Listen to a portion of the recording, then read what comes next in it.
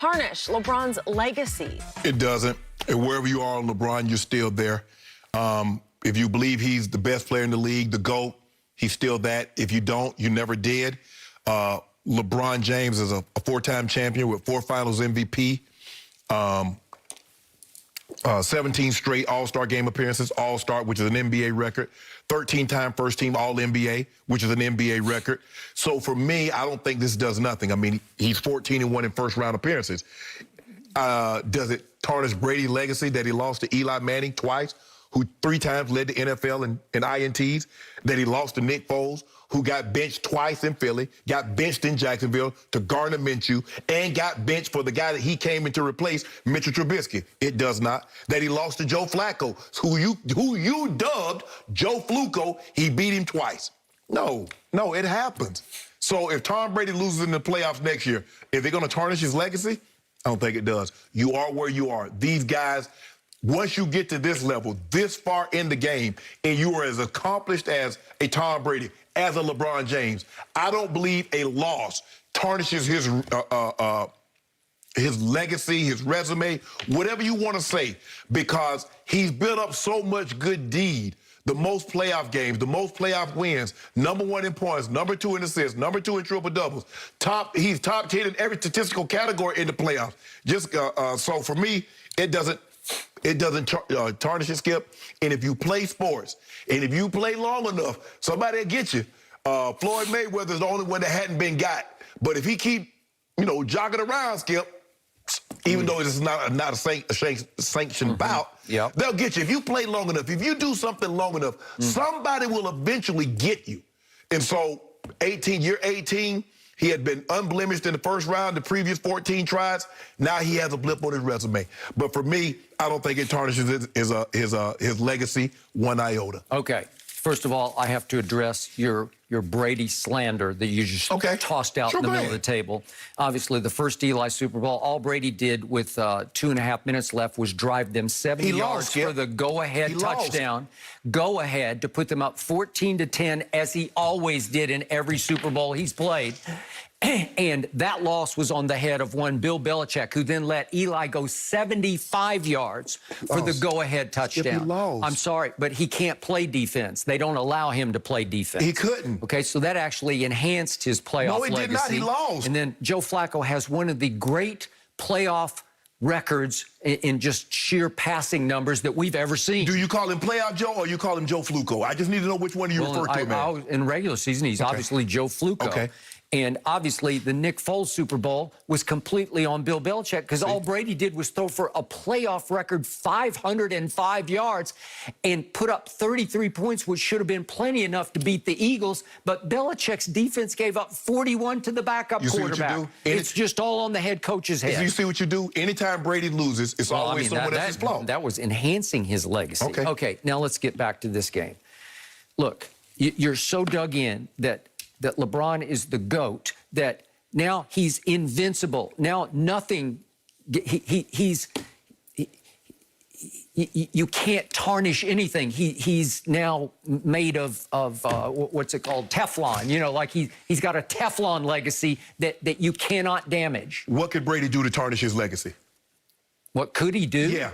And sports-wise. I ain't talking about off the field. I'm talking about sports-related. Well, so what game could he lose? He's won 7 Super Bowls. That's beside. No, you said losses tarnish legacies. Okay. So what loss could he have to tarnish his legacy?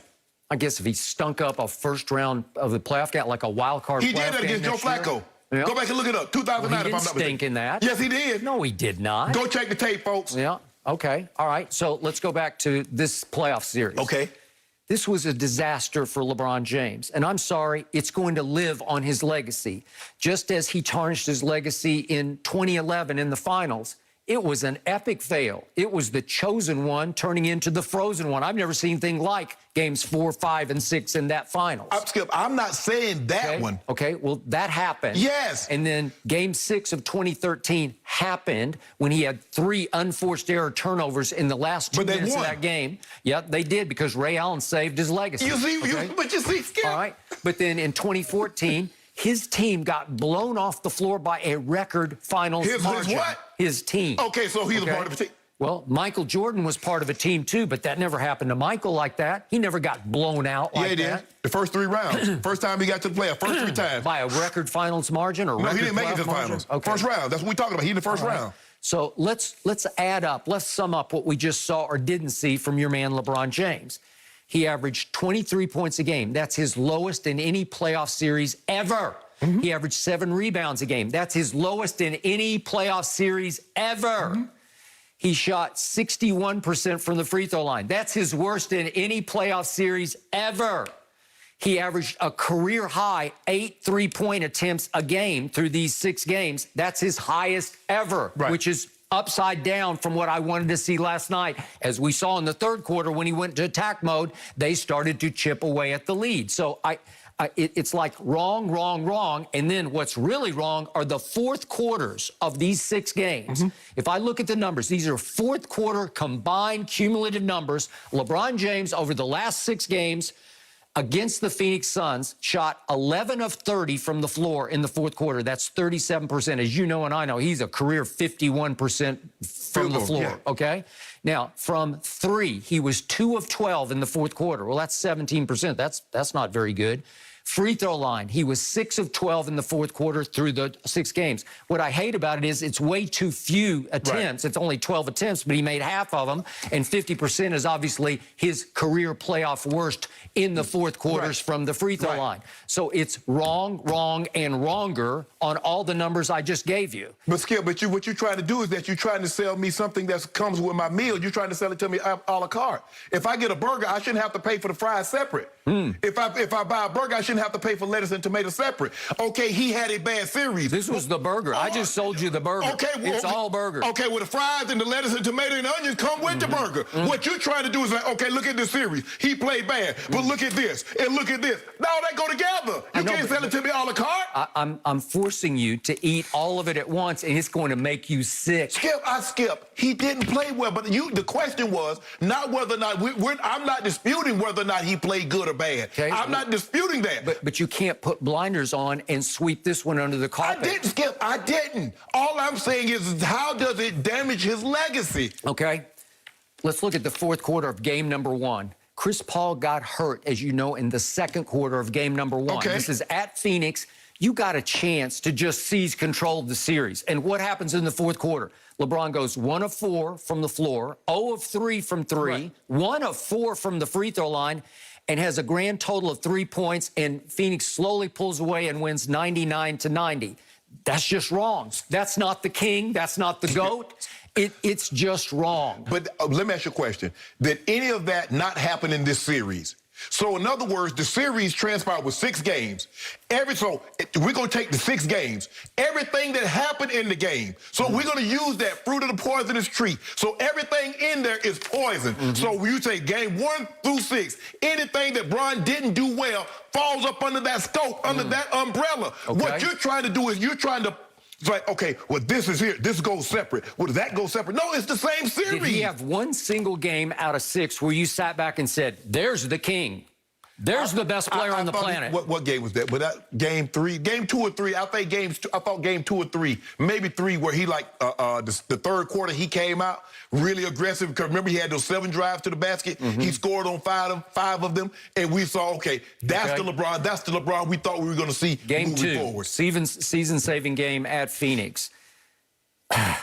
Anthony Davis goes 34, 10, and 7 assists with 3 blocks. LeBron goes along for the ride, and he's pretty good. He's 23, 4, and 9. Not bad, but he's going along for that ride because that's your dominating player. But what did they say? AD said, this game was on me. I will be better. What did they do? They made a conscious effort to get AD the ball, to get him established early. He did a great job of getting DeAndre Ayton in foul trouble, and he began to eat. So LeBron says, look here. Okay, AD, do your thing. I'll stand back. Third quarter, LeBron comes out aggressive, and they really blow the game open. And what happened in game 2 that I wanted to see LeBron do? Anthony Davis got to the free throw line 21 times and made 18 out of 21 free throws. Wow. Then we come home. Game 3, back at Staples. AD goes 34 and 11, and he shoots 14 free throws and makes 12 of them. Very un-LeBron-esque, right? And LeBron goes along for the ride and has 21, 6, and 9. Not bad, but the domination came from Anthony Davis. Oh, Skip. And all of a sudden, you're up 2 games to 1 because of Anthony Davis. Okay, that's fine. Okay, AD was the reason why we were up.